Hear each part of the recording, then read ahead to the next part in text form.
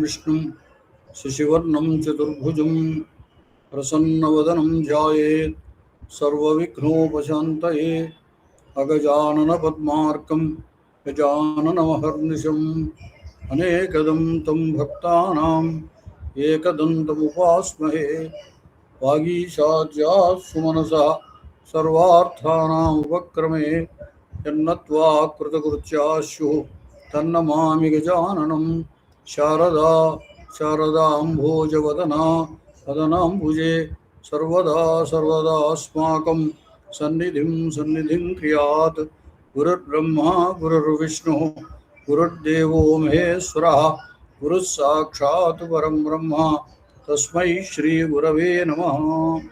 ओं नमः पाणिनिगात्यायन पतञ्जलिभ्यः शब्दविद्या संप्रदायकर्तृभ्यो वंश ऋषिभ्यो महद्भ्यो मुनिभ्यो गुरुभ्यः। ఇవాళ మనం పరరూప సంధి సూత్రాలు చెప్పుకుంటాము. ఇంతవరకు గుణసంధి, దాని తర్వాత వృద్ధి సంధి చెప్పడం అయింది. ఇప్పుడు పరరూప సంధి చెబుతున్నారు. ఏంగి పరరూపం. ఇక్కడ కూడా ఆత్ అనేది అనువృత్తి వస్తుంది.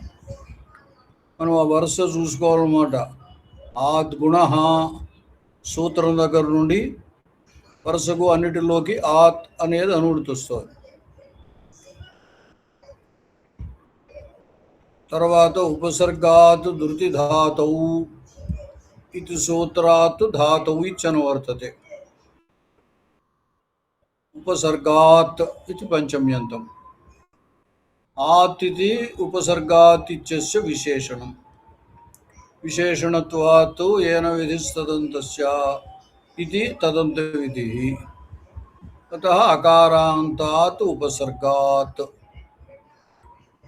एवं धातौ उपसर्गात् धृति धातौ उपसर्गात् ऋति धातौ ततः सूत्रात् धातौ इति अनुवर्तते. धातौ इति सप्तम्यन्तं तस्य येङ्गी इति विशेषणं. विशेषणविशेष्ययोः सप्तम्यन्तत्वे तदानीं यस्मिन् विधिस्तदादौ अल्ग्रहणे इति तदादिग्रहणम्. अतः येङ्गादौ धातौ परे. परे इति तस्मिन् निर्दिष्टे पूर्वस्य इति सूत्रेण परे इति लभ्यते. सप्तम्यन्तं विधीयमानं कार्यं वर्णान्तरेण अव्यययुतस्य पूर्वस्य बोध्यम् इति तस्मिन् निर्दिष्टे पूर्वस्य इत्यस्य अर्थः. अव्यवहितस्य पूर्वस्य इत्युक्तत्वात् अर्थात् परे इति अर्थः लभ्यते. अतः येङ्गादौ धातौ परे अवर्णान्तात् उपसर्गात् येङ्गादौ धातौ परे एकः पूर्वपरयोः इति अधिकारसूत्रम्. अतः पररूपं पूर्वपरयोः पररूपम् एकादेशः स्यात् इत्यर्थः. आदुपसर्गात् तथा लिखितमपि अवर्णान्तात् उपसर्गात् इत्येव अर्थः.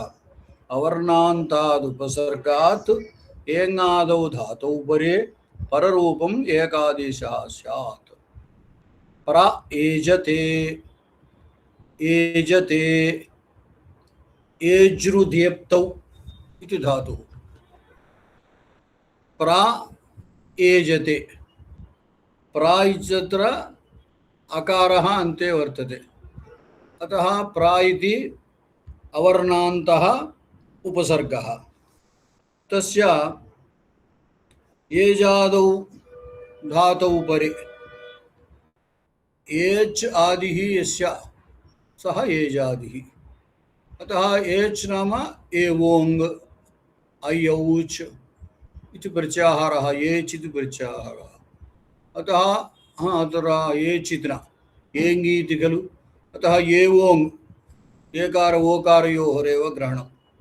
अतः एङादौ धातौ परे नाम एकारादौ धातौ परे ओकारादौ धातौ परे पूर्वपरयोः स्थाने पररूपम् एकादेशः स्यात्। पूर्वपरयोः स्थाने पररूपम् एकादेशः स्यात्।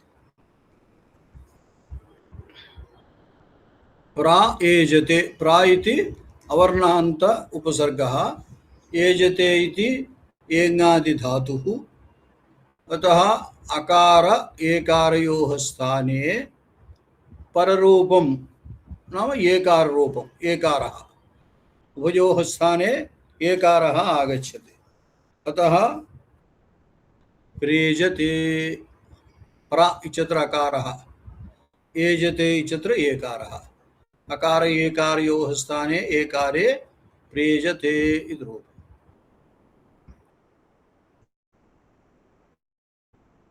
प्रेजते नाम यजुक्तो धातुः प्रकृष्टेन प्रकाशते इत्यर्थः బాగా ప్రకాశిస్తున్నాడు అని అర్థం.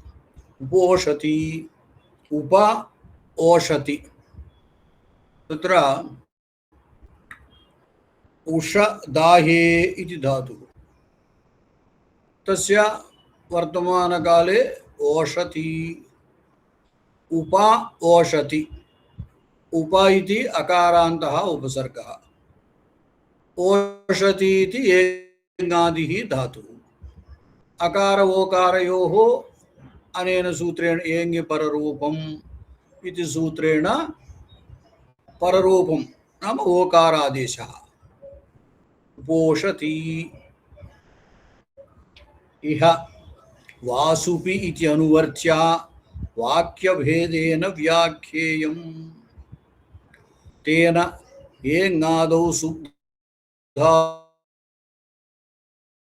वा वासुप्याभिशले इति पूर्वसूत्रं वर्तते तस्मात् वा सुपि इत्यनुवर्तते धातौ इति अनुवृत्तमस्ति अतः एङादौ सुब्धातौ सुपिधातौ नाम सुब्धातौ नाम सुबन्तात् निष्पन्ने धातौ परे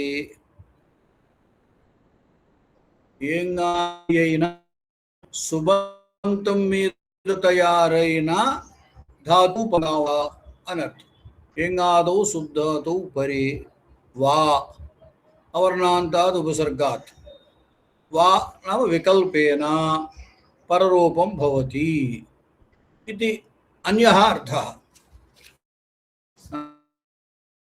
नाम एङि पररूपम् इत्यस्य वासुपि इति पूर्वम् अर्थः अवरान्तात् उपसर्गात् एङादौ धातौ परे पररूपम् एकादेशः स्यात् इत्यर्थः तेन प्रेजते उपोषति इत्यादि रूपाणि सिद्ध्यन्ति अनन्तरं वासुपि इत्यनुवर्तनेन द्वितीयं वाक्यं तदेव वाक्यभेदेन व्याख्येयम् इत्युक्तम् वाक्यभेदः नाम एकेनैव वाक्येन वक्तव्ये तत्र अर्थान्तर कथनार्थम् अन्यस्य वाक्यस्य कल्पनं तदानीं वाक्यभेदः भवति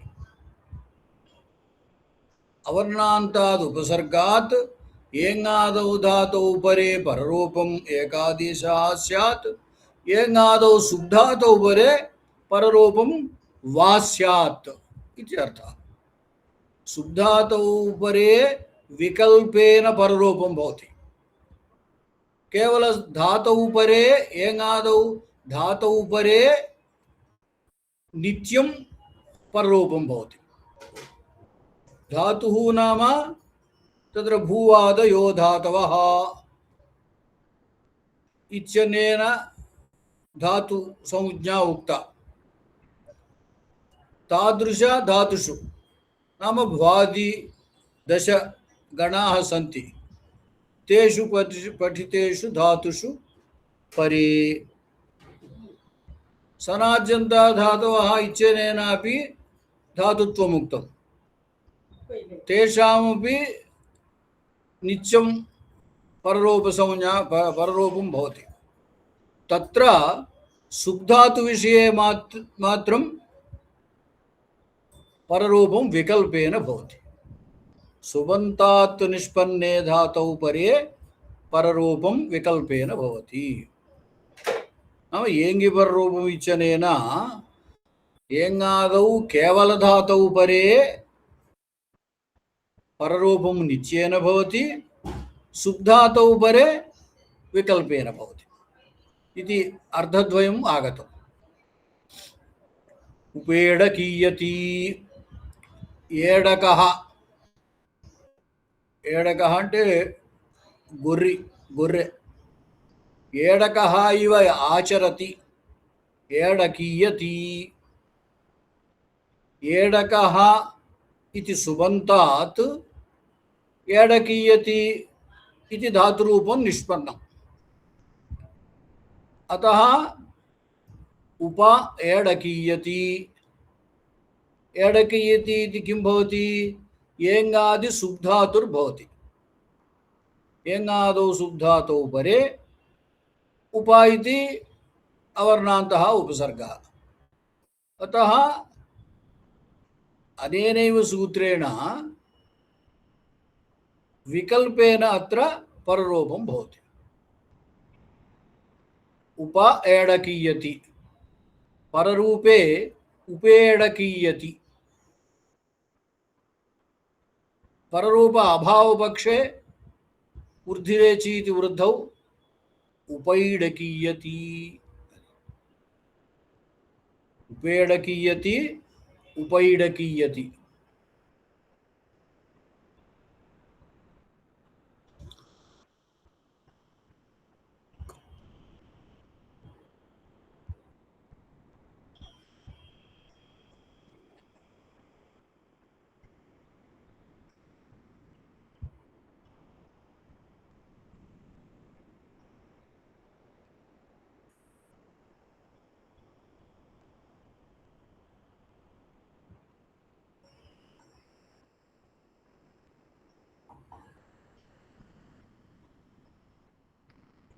अनन्तरं प्रोघीयति प्रौघीयति ओघः ओघीयति। ओघः नाम समूहः। ओघ इव आचरति ओघीयति। ओघीयति ओघीयति। अकार ओकारयोः पररूपे प्रोघीयति। पक्षे ऊर्ध्वरेचि इति वृद्धौ प्रौघीयति।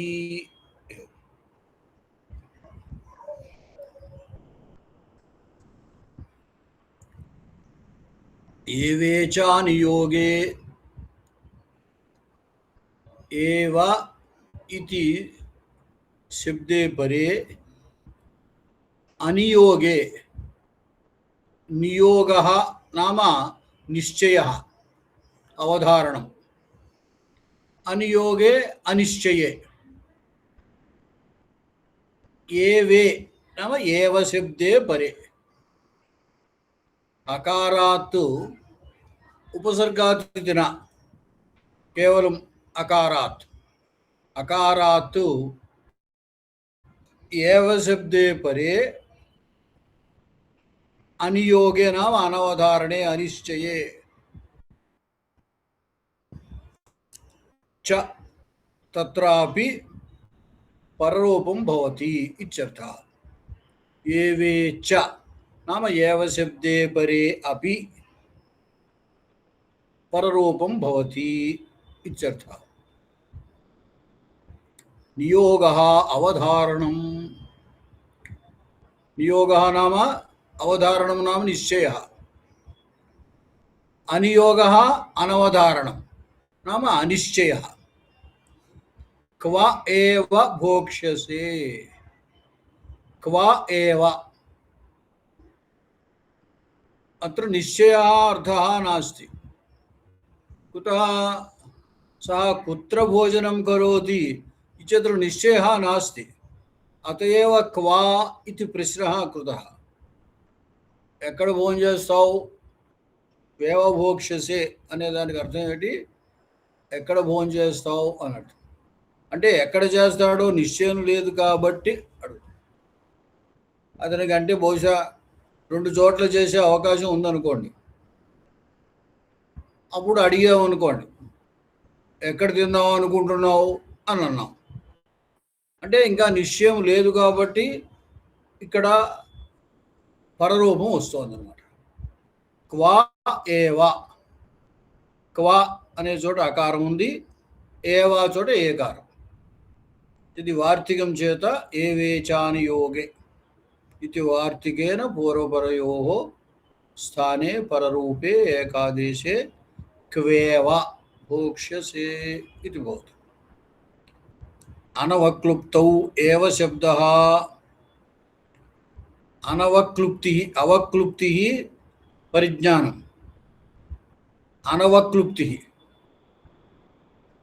అంటే అపరిజ్ఞానం, అంటే వీడు తెలియకపోవడం. వాడు ఎక్కడ చేస్తాడో తెలియదనే సంగతి మనకి సూచించడానికి ఏవ శబ్దాన్ని ప్రయోగించారు. అనవక్లుప్తి. కాబట్టి క్వభోక్షసే అంటే మామూలుగా ఎక్కడ చేస్తావు అనే అర్థం. కానీ ఇక్కడ ఏవ శబ్దం వల్ల ఏమిటి? 2 ప్రదేశాల్లో చేసే అవకాశం ఉన్నప్పుడు ఇంకా నిశ్చయం కాలేదు, అంచేత ఎక్కడ చేస్తాడో తెలియట్లేదు అనే అర్థాన్ని ఇస్తుంది అనమాట. ఇక్కడ మామూలుగా అయితే ఏవా అక్కర్లేదు. నువ్వు భోజనం ఎక్కడ చేస్తావు అని అడిగితే ఏవ శబ్దం యొక్క పని లేదు. కానీ అప్పుడు ఎదుటివాడికి ఏదో 2 చోట్ల చాలా చోట్ల చేసే అవకాశం ఉంది, ఉన్నా ఎక్కడ చేస్తున్నావు అని ఇంకా నిర్ణయం అవ్వలేదు కాబట్టి ఎక్కడ చేస్తావు అని అడుగుతున్నాడు అనే అర్థం రాదు ఏవా లేకపోతే. ఏవా ఉంటే ఉద్దేశం ఏమిటంటే అనేక ప్రదేశాల్లో చేసే అవకాశం ఉండి ఇంకా నిర్ణయం కానప్పుడు అడిగిన ప్రశ్న అన్నమాట ఇది. అందుకోసం ఈ ఏవ శబ్దాన్ని అక్కడ వివరణ అందుకు ఇచ్చారనమాట.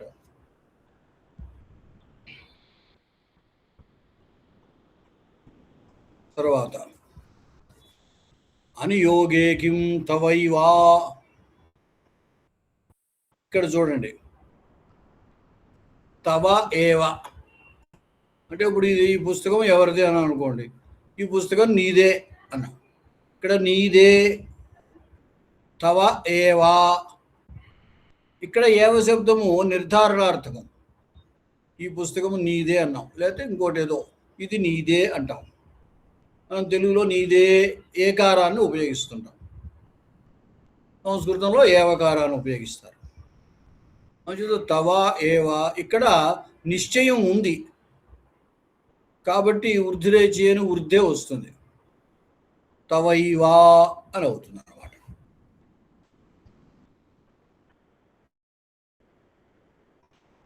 తర్వాత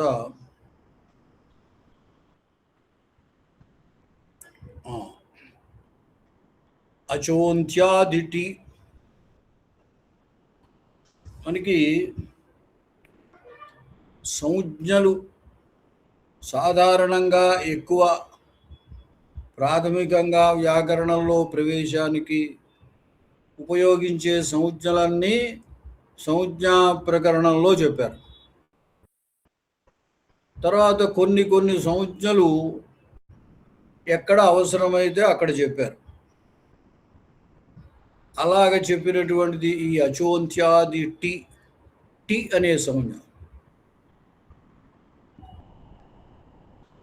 అంటే ఇది ఎక్కువగా అన్ని చోట్ల రాదు, ఇక్కడ చాలా తక్కువ ప్రదేశాల్లో అక్కడక్కడ వస్తూ ఉంటుంది. అందుచేత దీన్ని అవసరానికి ఎక్కడ అవసరమో అక్కడ చెప్పడం జరిగిందనమాట.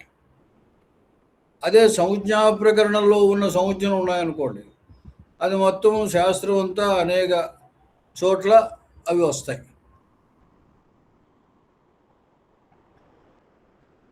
ఇక ఇక్కడ టీ అనే సౌండ్ చెప్తున్నారు. ఏమిటి టీ అంటే? సూత్రంలో ఏముందంటే అచహ అంత్యాది. అంత్యః ఏవ ఆదిః యస్య సహ అంత్యాది.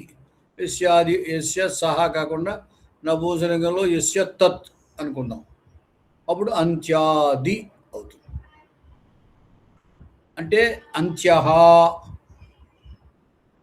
చివరి వర్ణము అని అర్థం. చివరిది. ఆ అంత్యః చివరిది, ఆదిః మొదటిదిగా, యస్య దేనికైతే ఉంటుందో, తత్ అది టి. దానికి టి అని పేరు. తెలుగులో ఎందుకు చెబుతున్నానంటే ఇది సంస్కృతంలో కొంచెం దీన్ని అర్థం చేసుకోవడం కష్టంగా అనిపిస్తుందని తెలుగు చెప్పేస్తున్నాను ఇక్కడ. అచహ. అచహ అనేది షష్ఠి. తెలుగులో మనకి షష్ఠీ విభక్తి చూడండి. కిన్ కున్ యొక్క లోపల అని చెప్తారు కదా. అంటే అచహ అచ్చులలో అని అర్థం. అచ్చులలో. అంత్యః చివరి అచ్చు అనమాట. చివరిది అంటే అచ్చులలో చివరిది అంటే అక్కడ ఏ అచ్చులు ఉన్నాయో ఆ అచ్చుల్లో చివరిది అని అర్థం. అంతే కదా. అంచేది అచ్చులలో చివరిది అచ్చే అవుతుంది కానీ హల్ అవ్వదు కదా. అండి అచ్చులలో చివరిది అంటే అక్కడ ఉన్నవి అచ్చులైనప్పుడు అచ్చులలో చివరిది అచ్చే అవుతుంది. అంచేది అచ్చులలో చివరి అచ్చు ఏదైతే ఉందో ఆ చివరి అచ్చు ఆది మొదటిదిగా కలిగినది. అంటే చివరిది మొదటిదిగా. ఇక్కడ కాస్త ట్విస్ట్ ఉందన్నమాట. చివరిది మొదటిదిగా కలది. బహుళీ సమాసం ఇది. చివరి అచ్చు మొదటిదిగా, మొదటి వర్ణంగా కలిగినటువంటి దానిని. అంటే చివరి అచ్చుని చెప్పట్లేదు. చివరి అచ్చు మొదటి వర్ణంగా కలిగిన దానిని అన్య పదార్థ ప్రధానం బౌరి ఏదో ఉంది, దానికి టీ అని పేరు అన్నమాట. దీనికి సులువుగా తెలియడానికి ఉదాహరణ చెబుతాను. మనస్సు అని చెప్పాం. మనస్సు. మనస్సులో ఎన్ని అచ్చులున్నాయి? మకారం మీద ఒకటి, నకారం మీద ఒకటి, 2 అచ్చులు ఉన్నాయి. అచ్చులలో చివరిదేది? నకారం మీద ఉన్న అచ్చు. అచ్చులలో అంత్య చివరిది. ఆ చివరిది ఆదిగా కలిగినది. ఆ చివరిదే మొదటి వర్ణంగా కలిగిన దానిని అన్నాడు. అప్పుడు చివరిది ఇక్కడ నకారం మీద ఉన్న అకారము అచ్చులలో చివరిది. సకారం అనుకోకూడదు చివరిదంటే. ఎందుకు? అచ్చులలో చివరిది అంటున్నాం. అచ్చులలో అంటే మకారం మీద ఒక అచ్చు ఉంది, నకారం మీద ఒక అచ్చు ఉంది. కాబట్టి ఆ 2 అచ్చుల్లో చివరి అచ్చు నకారం మీద ఉన్న అచ్చు. అది ఆదిగా, అది మొదటి వర్ణముగా కలది. అక్కడి నుంచి ఉన్నది ఏమున్నాయో చూడండి. అంటే నకారం మీద ఉన్న అకారము మొదటి వర్ణంగా ఉండాలి. అంటే అకారం మొదటి వర్ణంగా ఉన్న తర్వాత ఇంకేముంది? సకార పొల్లు ఉంది. అంటే అస్. ఇప్పుడు ఈ అస్ అనే దాన్ని టీ అంటారనమాట. మనస్సు అనే శబ్దంలో అస్ చివరున్న అస్ అనే దాన్ని టీ అని అంటారు. ఎందువల్ల చూడండి, జాగ్రత్తగా గమనించండి. మనస్సు అనేది శబ్దము. ఆయన ఏం చెప్పాడు? అచ్చులలో అన్నారు. ఈ మనస్సు అనే శబ్దంలో మకారం మీద ఒకటి, నకారం మీద ఒకటి, 2 అచ్చులు ఉన్నాయి. ఈ 2 అచ్చులలో చివరిది నకారం మీద ఉన్న అచ్చు. ఆ అచ్చు మొదటి వర్ణముగా కలది. మొదటి వర్ణముగా కలది అన్నప్పుడు అస్సని తీసుకుంటే ఆ చివరి అచ్చు మొదటి వర్ణంగా ఉంది అస్ అనే దానికి. కాబట్టి అస్ అనేది టీ అవుతుందన్నమాట. ఒకవేళ సకారం లేదండి అనుకున్నాం, ఇంకో శబ్దం కుల అనే శబ్దం ఉంది, లేదు ఇంకా ఎదురు వస్తున్నాయి మనకి శక అనే శబ్దం ఉంది, హల అనే శబ్దం ఉంది. ఈ శబ్దాల్లో హ ల అది తీసుకున్నాం అనుకోండి, అక్కడ హకారం మీద ఒక అచ్చు, లకారం మీద ఒక అచ్చు, చివరచ్చు లకారం మీద ఉన్న అకారం. అది మొదటిగా కలిగినది అంటే ఇంకా ఆయ ఉంది కానీ ఇంకా తర్వాత ఏం లేవు. కాబట్టి అక్కడ టీ అంటే ఆ ఒకటే, లకారం మీద ఉన్న ఆనే టీ అని అంటారు. అది ఇప్పుడు ఈసారి చూడండి. అచాం మధ్యే యో అంత్య, అచాం మధ్యే యహ అంత్య. అచాం మధ్య అంటే అచ్చులలో, మధ్య అంటే ఊరికే మనం అనుకునే మధ్య భాగం అని అనుకోకండి, అచ్చులలో. యహ అంత్య, ఏదైతే చివరిదో, సహా అది, ఆదిహి మొదటిదిగా, యస్య దేనికైతే ఉంటుందో, తత్ అది టి సంజ్ఞం స్యాత్, టి అనే సంజ్ఞను కలిగి ఉంటుంది. అచ్చులలో చివరి అచ్చు మొదటి వర్ణముగా కలిగిన శబ్దస్వరూపం భాగం, దానికి టి అని పేరు. ఆ టి సంజ్ఞ చెప్పాక ఇప్పుడు పరరూపానికి మరొక వార్తిగాని చెబుతున్నారు. శకంధ్వాదిషు పరరూపం వాచ్యం. శకంధ్వాదులు ఇదొక గణం, ఒక సముదాయం అన్నమాట.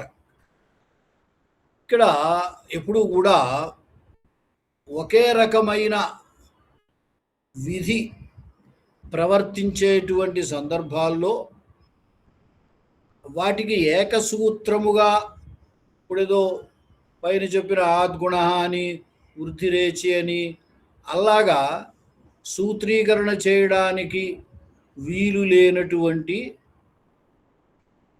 ఒకే రకముగా ఒక విధి ప్రవర్తించేటువంటి వాటిని ఏం చేస్తారంటే ఒక గుంపుగా తయారు చేసి, ఆ గుంపులో ఉన్న వాటన్నిటికీ ఈ విధి వస్తుంది, వృద్ధి వస్తుంది, గుణం వస్తుంది, ఇగో ఇక్కడ అయితే పరరూపం వస్తుంది అని చెప్తారన్నమాట. వీటిని గణము అని అంటూ ఉంటారు. గణం అంటే సముదాయం. శకంధ్వాది గణము అంటారు. ఈ శకంధ్వాదుల్లో ఆయన చెప్పిన లిస్టు వాటన్నిటిలోనూ ఎలా వస్తుందట, అన్నిట్లోనూ పరరూపం వస్తుంది. అంటే మరొక విధి వచ్చే అవకాశాలు ఉండొచ్చు, కానీ అవేమీ రాకుండా ఈ శకంధ్వాది గణంలో ఇచ్చిన వాటన్నిట్లోనూ పరరూపమే వస్తుంది అని అర్థం. అయితే ఇక్కడ ఇంకొక విశేషం ఉంది. తచ్చట్టే, ఈ పరరూపం కూడా టిభాగానికి వస్తుంది అని. మామూలుగా పైన మనకి పరరూపం చెప్పినప్పుడు పూర్వ పర వర్ణాలకి ఏకపూర్వపరయో అనేది అధికారంగా ఉంది కాబట్టి పూర్వపర వర్ణములకు పరరూపం వస్తుంది అని చెప్తున్నాం. రేజతే దగ్గర ప్రాలో అకారానికి, ఏజతేలో ఏకారానికి, రెండిటికి కలిపి ఏకారం వస్తుంది అని చెబుతున్నాం. కానీ ఇక్కడ పూర్వ అంటలేదు, పూర్వ అనకుండా టి అన్నాడు. తత్తుచ అంటే ఆ పరరూపం కూడా దేనికి వస్తుంది, టే అంటే టి పరయోహో పరరూపం స్యాత్.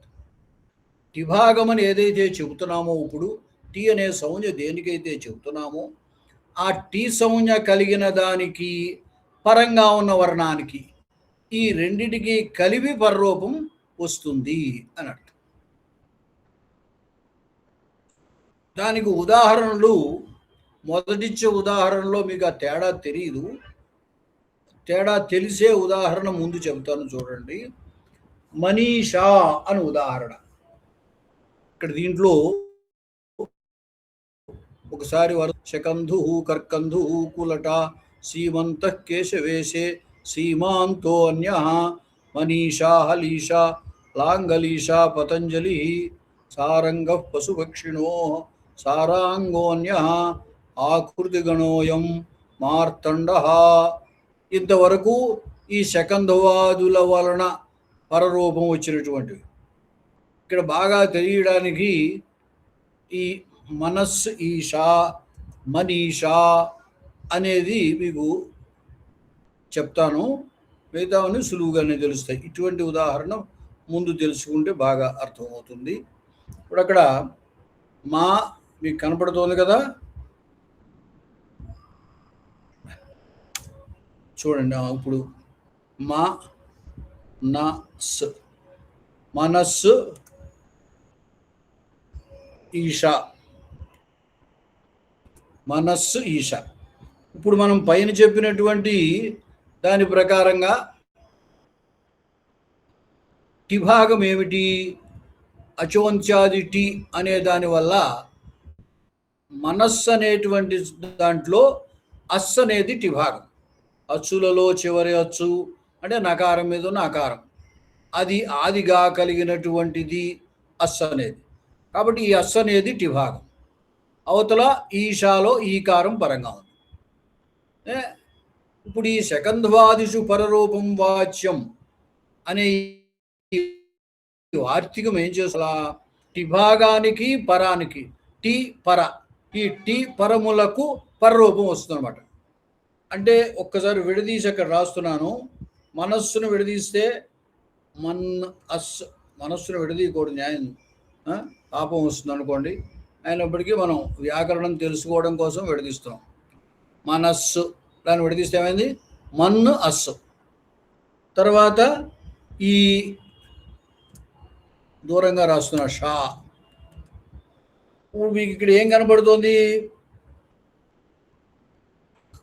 ఆ మన్న అస్సు, మనస్సులో టిభాగం అస్సు. ఈ టిభాగమైనటువంటి అస్సు తర్వాత పరంగా ఉన్నటువంటి ఈకారము. ఈ శకంధ్వాదిషు పరరూపం వాచ్యం అనే వార్తికం వల్ల టి పరయోహో, టిభాగమైన అస్సు పరంగా పరమైన ఈకారము, ఈ టి పరములు రెండిటికి కలిపి పరం ఈకారమే వచ్చేస్తుంది. ఈకారం వస్తే ఏమవుతుంది? అస్సు ఈ అనే రెండిటి స్థానంలో ఈకారం వచ్చి మన్ను ఈ షా మనీషా అని అవుతుంది అనమాట. ఇలా చెప్పకపోతే ఏమవుతుందంటే పరరూపమే వస్తుంది అని చెబితే సకారానికి ఈకారానికి పరరూపం వస్తుంది. సకారానికి ఈకారానికి పరరూపం వస్తే నష్టం ఏమిటండి అని ఒకవేళ అనుకుంటే, మన సకారానికి ఈకారానికి పరరూపం ఈకారం వచ్చింది అనుకోండి, ఈషా, అప్పుడు మళ్ళీ అకార ఈకారాల గుణం వస్తుంది, వస్తే మనీషా అవుతుంది.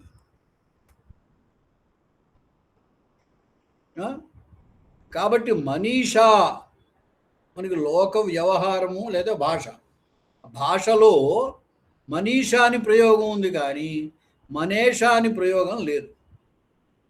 కాబట్టి మనీషా అనే ప్రయోగం తయారవ్వాలంటే ఏం చెప్పాల్సి వచ్చిందనమాట? పూర్వపరములకు పరరూపం వస్తుంది అని కాకుండా టిపరములకు టి పరములకు పరరూపం వస్తుంది అని చెప్పారు. అందువల్ల ఏమైంది? ఈ అస్సు ఈ రెండిటికి కలిపి ఈకారం వచ్చింది, మనీషా అని రూపం అయిందనమాట. అది ఇది అసాధు రూపం కాబట్టి అది చెరిపేస్తున్నాను. అంటే పైన మొదటి ఉదాహరణ తీసుకుంటే మీకు ఆ తేడా తెలియదు, అందుకోసం ఇది చెప్పాను. పైన మొదటి ఉదాహరణలో శకంధుహు అని ఇచ్చారు, శక అంధుహు అని ఉందనుకోండి. ఇక్కడ మీకు శక అన్నప్పుడు అచ్చులలో చివరచ్చు కకారం మీద అకారం, అంధువు అన్నప్పుడు అకారం. ఇక టిభాగం ఏది అంటే శకాలో కకారం మీద ఉన్న అకారమే టిభాగం. ఎందుకంటే అచ్చులలో చివరి ఏదో యో అంచ అది ఆదిగా కలిగిన భాగం ఏముంది? ఒక్క ఆయే ఉంది. ఇంకా తర్వాత ఇంకేం వర్ణాలు లేవు. కాబట్టి ఆయే టిభాగం అవుతుంది. ఆ అకారానికి తర్వాత పరంగా ఉన్న అకారానికి రెండిటికి కలిపి పరరూపం అకారం వచ్చేస్తుంది. శకందుహు అవుతుంది.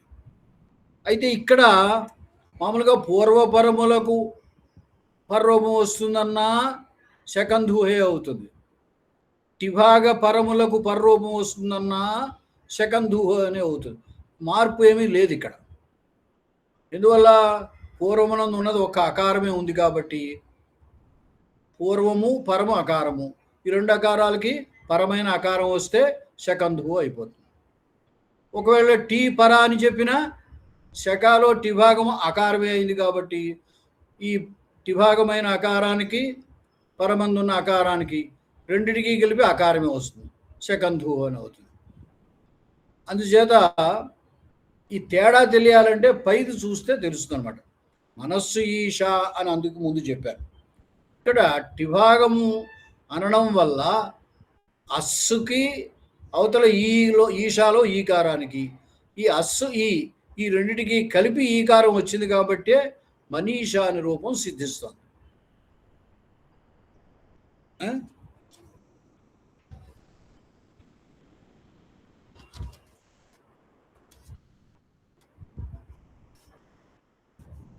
ఈ విధంగా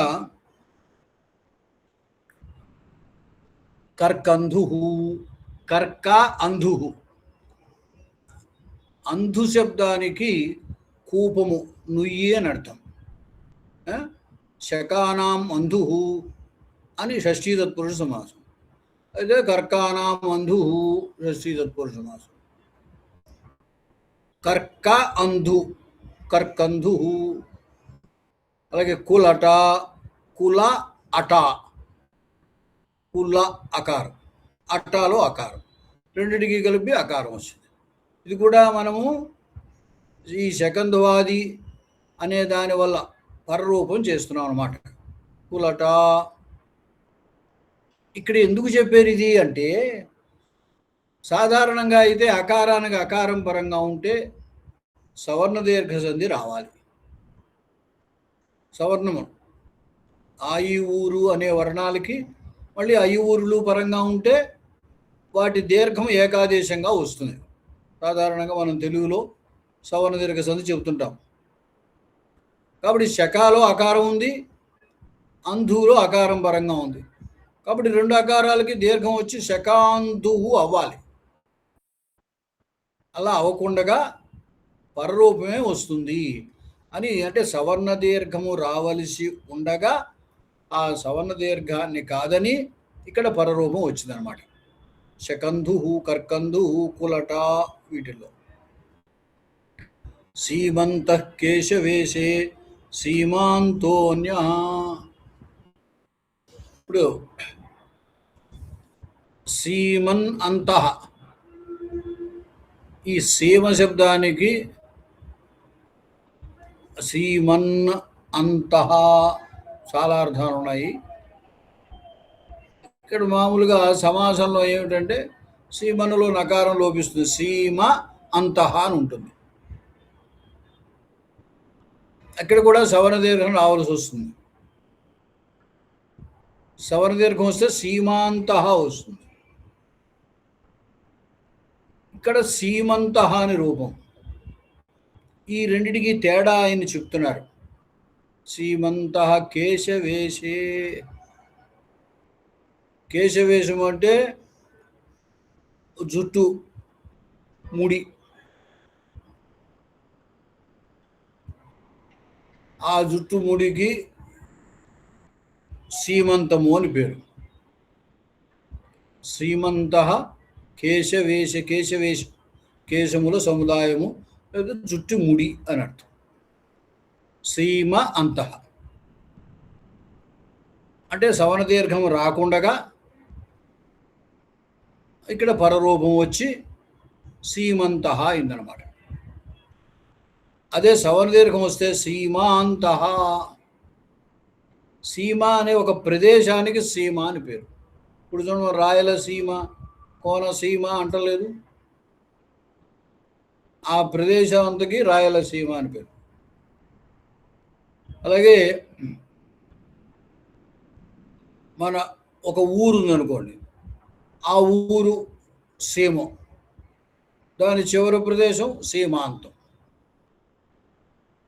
అంచేత ఏదో కొంత ప్రదేశానికి సీమం అని పేరు, దాని చివర దానికి సీమాంతము అని అంటారు. అంటే సీమంతము సీమాంతము ఒక అకారములో హ్రస్వదీర్ఘములే తేడా. ఇక్కడ హ్రస్వం ఉంటే జుట్టుముడి అని అర్థం, దీర్ఘం ఉంటే ఓ ప్రదేశానికి చివరి భాగం అని అర్థం. సీమాంత అన్య అని. మనీషా, మనస్సు ఈషా. ఇక్కడ ఇందాక చెప్పాను కదా, మనస్సు అనే చోట అస్ అనేది టిభాగం. ఈ టిభాగానికి ఈ పరం ఈకారం, అస్సు ఈ రెండింటికి కలిపి ఈకారం వచ్చి మనీ. హలీషా, ఇక్కడ హల ఈషా, హలీషా, లాంగలీషా, అలాగే లాంగల ఈషా, లాంగలీషా, పతంజలి. ఇక్కడ కూడా మళ్ళీ ఎలాగైతే మనీషా దగ్గర ఉన్నదో అట్లాగే ఇక్కడ కూడా పతంజలి దగ్గర ఎట్లా విడదీయాలంటే పతత్తు అంజలి, పతత్తు అంజలి, పతంతః అంజలయః యస్మై సహ పతంజలి అని దానికి విగ్రహం.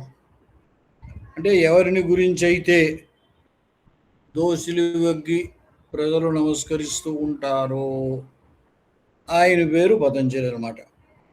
అంటే పతంజలికి అందరూ నమస్కరిస్తారు అనమాట.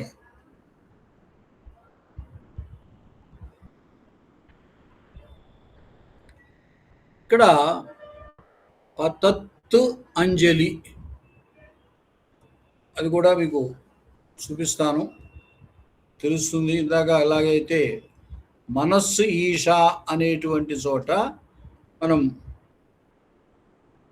చెప్పుకున్నామో అదే విధంగా అన్నమాట. పతంజలి, పతత్ అంజలి.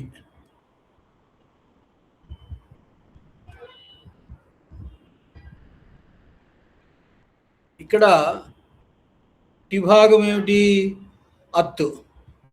ఇప్పటికే అది విడదీస్తున్నాను. పత్తు, అత్తు, అంజలి.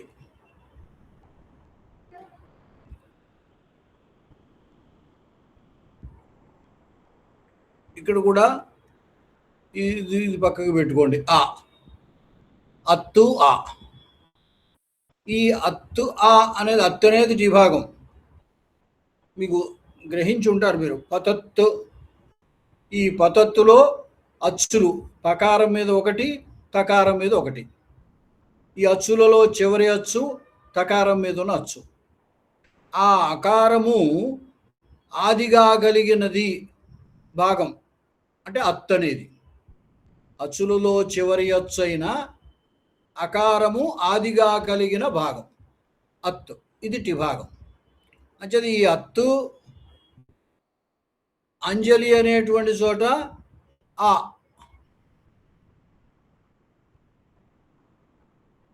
ఈ రెండిటికి స్థానంలో అత్తు ఆ రెండిటికి కలిపి ఆకారమే వస్తుంది. వస్తే పతంజలి అని అయింది. పత్తు ఆ అంజలి అంచేత పతంజలి.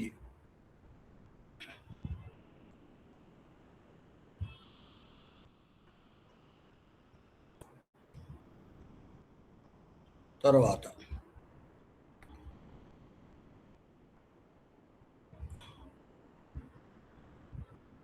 సారంగః పశుపక్షిణోః సారాంగోన్యః.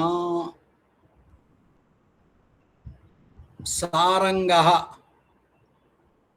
సారంగము అంటే రెండు రకాలు ఉన్నాయి. పావురము అని ఒక అర్థం ఉన్నది, లేడీ అని ఒక అర్థం ఉన్నది. జింక అంచేత సార అంగ. ఈ సార అంగాన కూడా ఏమైంది, సారాలో చివరి ఆకారం ఉంది, అంగా అనేటువంటిప్పుడు మొదట ఆకారం ఉంది. రెండిటికి సవన దీర్ఘం వచ్చి సారాంగ అవ్వాలి. కానీ ఇక్కడ ఇది ఏం చెబుతోంది, పశువును లేదా పక్షిని చెప్పేటప్పుడు ఈ పరరూపం వస్తుంది, సారంగ అని అవుతుంది. సారాంగో అన్య. సవన దీర్ఘం వస్తే సారాంగ, దీనికి వేరేగా అర్థం, అన్య అర్థం, మరో అర్థం ఏమిటి ఇక్కడ, బలమైన శరీరము కలవాడు అని చెప్పామనుకోండి, సార శబ్దానికి బలం అని అర్థం. అంచేత బలమైన శరీరము కలవాడు, సారం అంగం యస్య సహా సారాంగ అని అవుతుంది. అంటే బలమైన శరీరం కలవాణి చెబుతున్నాం. ఇక్కడ సవన దీర్ఘం వస్తుందన్నమాట. అంటే లేడిని కానీ, పావురాన్ని కానీ, పక్షిని కానీ, పశువుని కానీ, పక్షిని కానీ చెబితే సారంగ అవుతుంది. అదే బలమైన శరీరం కలదాన్ని చెబితే సారాంగ అవుతుంది. ఆకృతి గణోయం. తర్వాత మరొక విశేషం ఇక్కడ ఏమిటంటే, పాణిని మహర్షి ఈ ఒకే ఇందాక మొదట చెప్పాను కదా, ఏమిటి ఈ గణము అనేది ఎలా తయారు చేస్తారు అంటే, ఒకే రకమైన విధి చాలా చోట్ల వస్తూ వాటికి ఏకసూత్రం చేయడానికి వేరే మార్గమేమీ లేనప్పుడు ఆ గ్రూపునంతా తయారు చేసి ఈ సముదాయానికంతకీ ఫలానాది వస్తుంది అని చెప్పేస్తారు. అంటే ఆ శబ్దాలు ఒకే పద్ధతిలో ఉండవు అన్నమాట. దాంట్లో ఒకే పద్ధతిలో ఉంటే సూత్రీకరణ చేయడానికి వీలవుతుంది. అలా లేనప్పుడు ఏం చేస్తారంటే, కానీ దానికి వచ్చే విధి ఒకలాగే కనపడుతుంది, విధి మాత్రం ఒకలాగే ఉంటుంది, ఆ శబ్దములు ఒకలా ఉండవు. అటువంటి సందర్భాల్లో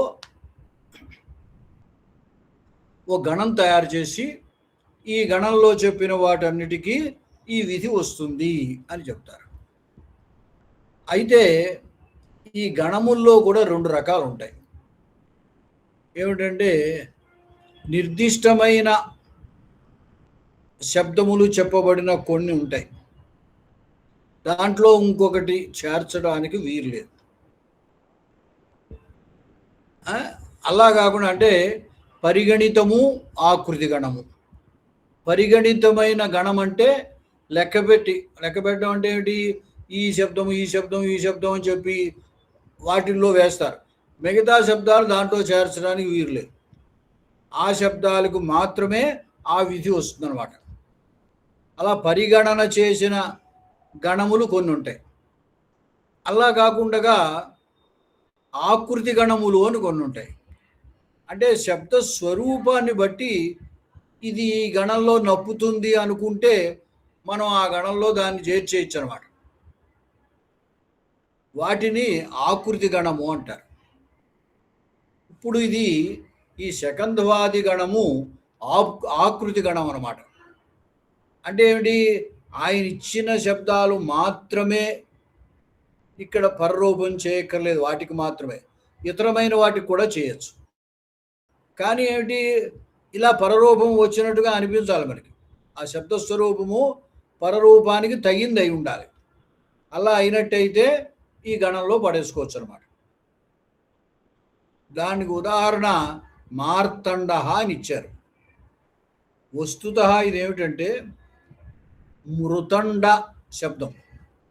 మృతండ శబ్దం మించి మార్తండ శబ్దం అయింది. మృతండస్య అపత్యం పుమాన్ మార్తండ అని. ఈ మృతండ అనేది ఏమిటి, ఏదో మృత అండ యస్య సహ మృతండ అవుతుంది. మృతండ శబ్దం, మృత అండ. ఈ మృత అండ ఏమవ్వాలి? సవర్ణ దీర్ఘం వస్తే మృతాండ అవ్వాలి. కానీ ఏమనుంది? మార్తండ అనుంది. మార్తండ ఉందంటే మృతండ ఉంటేనే మార్తండ అవుతుంది. కాబట్టి మృతండ ఉందన్నమాట. ఈ మృతాండ అవ్వలసింది సవర్ణ దీర్ఘం లేకుండగా పరరూపం వచ్చి మృతండ అయిందనమాట. అంటే పరరూపం వస్తేనే మృతండ అనే రూపం కుదురుతుంది, లేకపోతే కుదరదు. సవర్ణ దీర్ఘం వచ్చి మృతాండ అవ్వాలి. మృతాండ అయితే ఈ అపత్యార్థంలో సంతానం అనే అర్థంలో మార్తాండ అవ్వాలి. కాబట్టి మార్తాండ కాదు, మార్తండ అని ఉంది. కాబట్టి మృత అండ అనేటువంటి చోట సవర్ణ దీర్ఘం రాలేదు, పరరూపం వచ్చింది అని మనకు తెలుస్తుంది. కాబట్టి అలాగా పరరూపం వచ్చినప్పుడే కుదురుతుంది ఈ రూపము. అందువల్ల ఆకృతి గణం అన్నారన్నమాట. అంటే ఆకారాన్ని బట్టి, శబ్దము యొక్క స్వరూపాన్ని బట్టి దీంట్లో చేర్చుకోవడం. సవర్ణ దీర్ఘం రావలసిన చోట సవర్ణ దీర్ఘం రాకుండగా పరరూపం వచ్చి మార్తండ రూపం అవుతోంది. తర్వాత ఇక్కడికి అంటే ఆ శకంధవాదులు అనేటువంటి విషయం పూర్తయింది. శకంధవాదిషు పరరూపం వాచ్యం అనే దాని చేత పరరూపం వేటికైతే చెప్పారో అది చెప్పడం జరిగిందనమాట.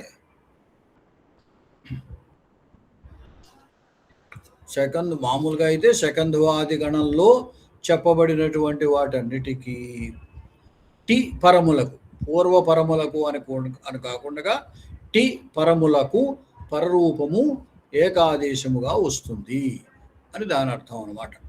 అతచ్చట్టే అని అందుకు చెప్పారు. లేకపోతే మామూలుగా పైన వృద్ధి గుణం పరరూపం చెప్పినట్టుగా ఇక్కడ కూడా పూర్వపరములకే పరరూపం వస్తుంది అనే అభిప్రాయం కలుగుతుంది. ఇక్కడ పూర్వపరాలకి రాదు, టి పరములకు పరరూపం వస్తుంది అని చెప్పి. కాబట్టి ఆ టి అనేది ఏమిటో వివరించాలి. కాబట్టి అచోంత్యాది టి అనేటువంటి సంజ్ఞా సూత్రాన్ని చెప్పారన్నమాట.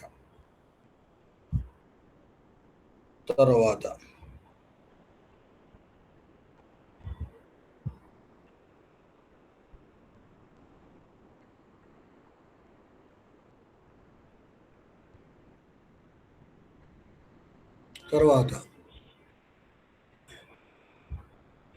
ఓత్వోష్ఠయోః సమాసే వా, ఓతు ఓష్ఠ అనే శబ్దములు పరంగా ఉన్నప్పుడు సమాసే సమాసమునందు వా వికల్పముగా పరరూపం వస్తుంది అని అర్థం. ఇక్కడ కూడా అకారాత్ ఆత్ అని అనుకోవాలి. అంటే అవర్ణమునకు ఓతు ఓష్ఠ అనే శబ్దములు పరంగా ఉన్నప్పుడు పూర్వపరముల స్థానంలో పరరూపము వికల్పంగా వస్తుంది. స్థూలోతు, స్థూలౌతు అంటే బాగా లావుగా, ఓతుహు అంటే పిల్లి అని అర్థం. స్థూలంగా లావుగా ఉన్న పిల్లి అని దానికి అర్థం. ఇక్కడ అర్థంతో మనకి పని లేదనుకోండి. స్థూల ఓతుహు, స్థూలమైన ఓతువు అని అర్థం. విశేషణ పూర్వపద కర్మధారయ సమాసం. అది సమాసము అని తెలియడం కోసం చెబుతున్నాం. ఈ సమాసంలో స్థూల చివర అకారం ఉంది. అకారానికి ఓతు అనే శబ్దం పరంగా ఉంది. అంచేత అకారానికి ఓకారం పరంగా ఉన్నప్పుడు సాధారణంగా వృద్ధిరేచేని వృద్ధి రావాలి. అలా వృద్ధిని బాధించి ఇక్కడ పరరూపం వికల్పంగా వచ్చింది. పరరూపం వస్తే అకార ఓకారయో ఓకార స్థూలోతు, ఇది వికల్పం వా. ఇది రాని పక్షంలో వృద్ధిరేచేని వృద్ధి వస్తుంది. వృద్ధి అకార ఓకారములకు ఔకారం వస్తుంది. స్థూలౌతు అని అవుతుంది అన్నమాట. అలాగే బింబోష్ఠ, ఇక్కడ బింబౌ ఇవ ఓష్ఠౌ యస్య సహ, బింబోష్ఠ. బింబ శబ్దానికి దొండబొండ అని పేరు. ఆ దొండబొండ ఎర్రగా ఉంటుంది, అంచేత ఎర్రగా ఉన్న పెదవులు కలవాడు అని అర్థం. దొండబొండులా ఎర్రగా ఉన్న పెదవులు కలవాడు. ఓష్ఠం అంటే పెదవి. అంచేత బింబవు ఇవ ఓష్ఠౌ యస్య సహ అని బహువ్రీహి సమాసం. బింబ ఓష్ఠ అని సమాసంలో ఉంటుంది. ఇక్కడ అకారానికి, బింబ అనే చోటున్న చివరి అకారానికి ఓష్ఠ శబ్దంలో ఉన్న ఓకారం, ఈ అకార ఓకారాలకి పరరూపం వస్తే బింబోష్ఠ. వికల్పం కాబట్టి పరరూపం రాని పక్షంలో వృద్ధిరేచి అని వృద్ధి వస్తే బింబౌష్ఠ అవుతుంది. సమాసే కిం తవౌష్ఠ, సమాసంలో అయితేనే ఈ పరరూపం వికల్పం, సమాసం కాకపోతే వృద్ధి మాత్రమే వస్తుంది, పరరూపం రాదు. తవ ఓష్ఠ, తవ అంటే నీ యొక్క, ఓష్ఠ అంటే పెదవి అని అర్థం. ఇది సమాసం కాదు. తవ అనేది యుష్మత్ శబ్దము, షష్ఠీ ఏకవచనం. తవతే వివయోహో వాం యుష్మాకం వహ అని.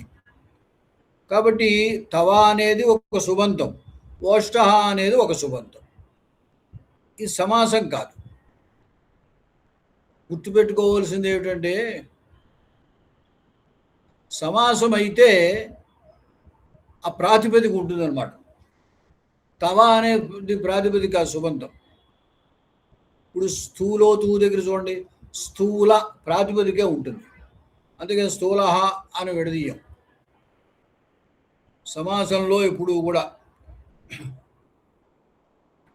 మొదటిది మనకి అలా ప్రాతిపదిక మాత్రమే కనపడు. సుబంధం కనపడింది అంటే అక్కడ సమాసం కాదు అని అర్థం. అయితే సుబంధం కనబడే సమాసాలు రేరుగా ఉన్నాయి, అసలు లేవనడానికి లేదు. కానీ అలుక్ సమాసాలు అంటారు. ఆ అలుక్ సమాసాల్లో మాత్రం మొదటి పదంలో ఆ విభక్తి కనబడుతూ ఉంటుంది. సరసిజము అన్నాం అనుకోండి, సరసి, సరస్సు, సరస్సు శబ్దం మీద సప్తమి ఏకవచనం ఈ అనే పరిచయం, సరసిజము అని అంటాం పద్మాన్ని. అక్కడ సరసి అనే చోట ఈ అనేది విభక్తి అనమాట. అక్కడ లోపం రాలేదు. అలా విభక్తి లోపించని కొన్ని సమాసాలు ఉన్నాయి, వాటికి అలుక్ సమాసాలని పేరు. సాధారణంగా సమాసాలన్నిటిలోనూ కూడా మొదటిది విభక్తి పరిచయం కనబడదు, రెండవ దాంట్లో విభక్తి పరిచయం మళ్ళీ వస్తూ ఉంటుంది, లోపించిన మళ్ళీ వస్తుంది, కాబట్టి అక్కడ కనపడుతుంది. సరే, కాబట్టి ఈ తవౌష్ఠ అనే చోట తవ అనేది ఒక వేరే పదము, ఓష్ఠ వేరే పదం, సమాసం కాదు. కాబట్టి ఇక్కడ ఈ ఓత్వోష్ఠయో సమాసేవా అనే దాని చేత పరరూపం రాదు. రాకపోతే వృద్ధి తెచ్చి వృద్ధి వస్తున్నాడు. తవౌష్ఠ. తర్వాత ఓమాంగోశ్చ, దీని గురించి కొంచెం ఇంతకుముందు వచ్చింది. పురస్తాదభవాదాహ అనంతరాన్ విధీన్ బాధంతే నోత్తరాన్ అని చెప్పారు. అక్కడ ఏత్యధత్యూఠుసు అనే చోట ఉపైతి ఉపైధతే అని చెప్పి, అక్కడ ఉపా ఏధతే ఉపా ఏతి అనే చోట ఏంగి పర్రూపం అని పర్రూపం రావాలి, ఆ పర్రూపాన్ని బాధించి ఏత్యధత్యూఠుసు అని వృద్ధి వచ్చింది.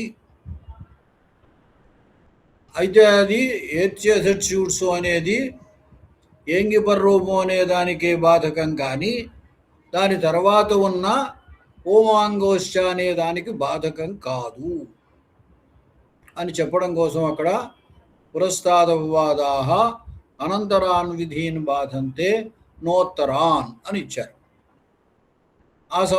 ఆ సందర్భంలోనే అవైహీతి వృద్ధిరసాధురేవా అని ఇచ్చారు. అవా ఏహి అనుంది. ఇక్కడ ఏహి అనేది ఏంగాది అయిన ధాతువు కనపడుతోంది. ఏంగి పర్రూపం అనే సూత్రం వల్ల పర్రూపం రావాల్సి ఉంది. కానీ పర్రూపాన్ని బాధించి ఏచ్చేదచ్యూడ్సు అనే దానివల్ల ఇణుధాతువు కాబట్టి ఏహి అనే చోట ఆ ప్లస్ ఇహి, ఇహి అనేది ఇణుధాతువు కాబట్టి ఏచ్చేదచ్యూడ్సు అని వృద్ధి రావాలి. కానీ ఆ వృద్ధిని బాధించి ఓమాంగవశ్చ అనే దానివల్ల పర్రూపం వస్తుంది. ఎందువల్ల అంటే అక్కడ చెప్పారు, పురస్సాదపవాదాహ అనంతరాన్ విధీన్ బాధంతే నా ఉత్తరాన్. ఈ ఏచ్చేదచ్యూడ్సు అనే అపవాద సూత్రం ఏంగి పర్రూపం అనే సూత్రాన్ని బాధిస్తుంది, కానీ దాని తర్వాత ఉన్న ఓమాంగోశ్చ అనే దాన్ని బాధించదు అని చెప్పారు. కాబట్టి ఇక్కడ వృద్ధి రాదు, పర్రూపమే వస్తుంది. అంచేత అవేహి అనాలి, కానీ అవైహి అని కనుకంటే అది తప్పే అని చెప్పారు. ఆ సందర్భంలో మనకి ఓమాంగోశ్చ వచ్చింది. ఆ సూత్రం ఇప్పుడు చెప్పుకుంటున్నాం. ఓమాంగో ఓముచ ఆంగుచ ఓమాంగౌ తయోహో ఓమాంగోహో చ అంటే ఓము ఆంగు ఈ రెండు పరంగా ఉండగా ఆత్ అవర్ణాత్, ఈ ఆత్ అనేది మనకి ఆత్ గుణ దగ్గర నుంచి వస్తూనే ఉంది వరుసకు. చేత ఆత్ ఓమి ఆంగిచ పరే అవర్ణము కంటే ఓము ఆంగు పరంగా ఉండగా పరరూపం ఏకాదేశ స్యాత్, పరరూపం ఏకాదేశంగా వస్తుంది. శివాయ ఓం నమః, శివాయ ఓం, శివాయ చివర అకారం ఉంది, దానికి ఓం పరంగా ఉంది. మామూలుగా అయితే అకారానికి ఓకారం పరంగా ఉంటే వృద్ధి రేచి వృద్ధి రావాలి. ఆ వృద్ధి రాకుండా ఈ సూత్రం చేత పరరూపం వచ్చి శివాయో నమః అని. పైన ఏంగి పరరూపం ఇక్కడ వర్తించదు, ఎందుకంటే ఏంగాది అయిన ధాతువు పరంగా ఉండాలి. అవర్ణాంతాద్ ఉపసర్గాత్ ఏంగాదౌ ధాతువు పరే. ఇక్కడ శివాయ అనేదేమో ఉపసర్గ కాదు, ఓం అనేది ధాతువు కాదు. అందుచేత ఆ ఏంగి పరరూపం ఇక్కడ వచ్చే అవకాశం లేదు. ఈ సూత్రము చేత వృద్ధి రాకుండా వృద్ధిని బాధించి పరరూపం వచ్చింది. శివాయ ఓం, శివాయోం. తర్వాత శివ ఏహి. ఇక్కడ ఏహి అనే రూపం ఎట్లా తయారవుతుందంటే ఇణిగతౌ ధాతువుకి లోటు మధ్యమ పురుష ఏకవచనం ఇహి అవుతుంది. ఇణిగతౌ ధాతువు లోటు ఏతు ఇతాత్ ఇతాం యంతు ఇహి ఇతాత్ ఇతం ఇత అని అవుతుంది. ఇహి మధ్యమ పురుష ఏకవచనం. దీనికి ఆ అనే ఉపసర్గ చేరిస్తే ఆ ఇహి ఏహి అవుతుంది అన్నమాట. ఆ ఇహి ఏహి అయినప్పుడు ఏమైంది, ఇంతకుముందు అంతాది వచ్చ యోయం ఏకాదేశ పూర్వస్య అంతవతు పరస్య ఆదివచ్చ స్యాత్ అంటాం కదా. పూర్వానికి అంతవత్తు, పరానికి ఆదివత్తు కదా. ఆ ఏకారానికి ఆ ఇహి ఏహి అని తీసుకుంటే, పరాధివద్భావం తీసుకుంటే ఏమైపోయింది, ఏకారాది అయిన ధాతువు అయిపోయింది. ధాతువే కదా ఇహి అనేది. కాబట్టి ఏకారాది అయిన ధాతువు పరంగా ఉంది కాబట్టి మొదట శివ ఏహి అని ఉండగా అకార ఏకారాలకు ఏం రావాలి, వృద్ధి లేచి వృద్ధి రావాలి. ఆ వృద్ధిని బాధించి ఈ సూత్రం చేత ఓమాంగోశ్చ అని పరరూపం వచ్చింది. వస్తే శివేహి, శివాయేహి, శివేహి అని అయిందనమాట. అంటే శివాయ ఓం నమః ఈ రెండు చోట్ల శివాయ ఓం పరరూపం వచ్చి శివాయోం. అలాగే శివ ఏహి పరరూపం వచ్చి శివేహి అని అయిందనమాట. తర్వాత అవ్యక్తానుకరణస్య, అది ఇక్కడికి ఆపుదామండి ఇవాళకి. మళ్ళీ మిగతాది రేపు చెప్పుకుందాం.